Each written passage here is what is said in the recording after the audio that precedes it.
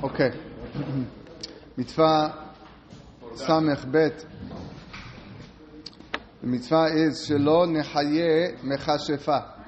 We're not allowed to let a sorceress live. Ela Nemiteha. Rather, Bedin must put her to death. So it's a commandment for the Bedin not to let her live, to put her to death. Shneimar Mechashefa lo techaye, as it's written in Parashat Mishpatim. Now, Velav davka mechashefa. It's not only applies to a female sorceress. Ela kol mi sheyaseh kishuf. Any person, even a man who performs sorcery, also has to be put to death. Ela sheyidaber baragil. The Torah often speaks in the way that things normally take place. She'anashim kashpaniyot yoter min hanashim. Generally, women are more involved in sorcery than with men.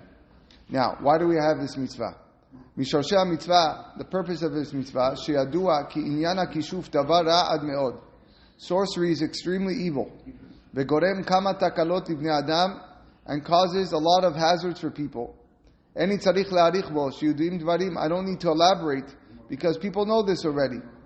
Ve'al ken nitzavenu lesalek min ha'olam ha'mishtadel bazeh. We're therefore commanded to remove from the world someone who engages it. This sorcerer comes in opposition of the will of HaKadosh Baruch Hu, of the Ratzon of God. He wants the world to be in a certain way, and that everything should operate according to the laws of nature, that he established at the beginning of creation. Comes a sorcerer and wants to change everything by sorcery. Now, the subject of sorcery is going to go a little deeper now. We're not going to finish the mitzvah today, but he's going to speak a little bit about sorcery. The sorcery is as follows. Hashem Baruch Hu Sam b'tchilat habriyah. God established at the beginning of the creation, the kol davar vedavar midivrei ha'olam, for each and every entity of the world, teva, a nature, lif'ol pe'ulato tova v'shara, to function in a good and proper way. Meaning fish are meant to swim. Right? That's how Hashem wanted it to be. Letovat penei ha'olam hashebara, for the benefit of the inhabitants of the world. V'tziva kol echad lif'ol pa'olo lemineu, and each of these types are acting according to its kind. Kemo shekatuv beparashat Bereshit lemineu al hanivraim, like it's written in Parashat Bereshit regarding their creations, that they are to function and reproduce lemineu, according to its kind. V'gam al kol echad ve'echad imshil koach milmala. In addition to that, he appointed higher forces above each and every of the physical entities, to compel that entity to perform its function. So what is causing the fish to swim? There is a higher force in Shamayim that is kind of using whatever kochot that it has to allow the fish to swim. Like the rabbis in Midrash says, there's not even a blade of grass below in the physical world that does not have some sort of representative spiritual force of mazal above that says grow. Now, aside from the action that each one performs naturally, they can effect a different action if one is combined with another. In the art of this combination,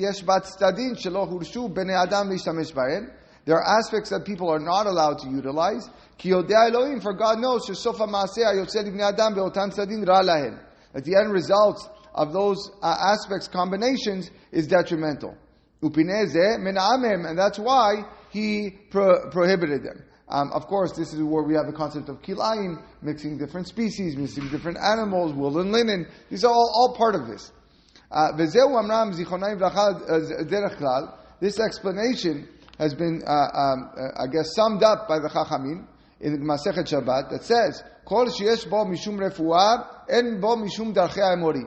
Any action that has a therapeutic value is not considered as the ways of the emori, of the goyim, which are forbidden in the Torah.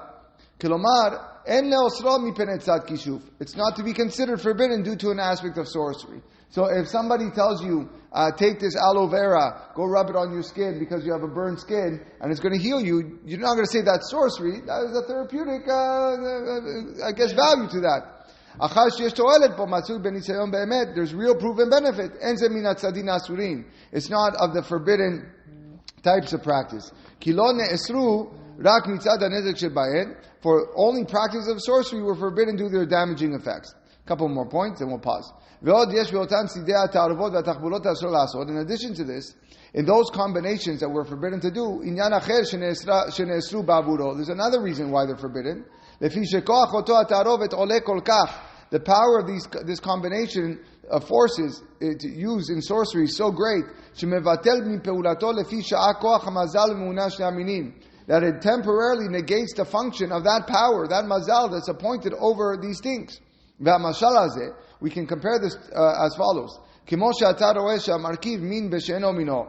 you have someone who grafts one species of a plant with another species, where the two species now produce a third species of plant. Nimsa, what happens of this combination? The grafting suppressed the innate power and nature of each of these two. Therefore, we are precluded from even considering this, and for sure, even performing it. Something that shows a desire to change anything of the perfect works of Hashem. Maybe we can have some indication, like I mentioned, the purposes of mixing seeds and animals and sha'anez. We'll elaborate on those prohibitions in their places, Bezat Hashem. Next time, we'll continue with the topic of Kishur.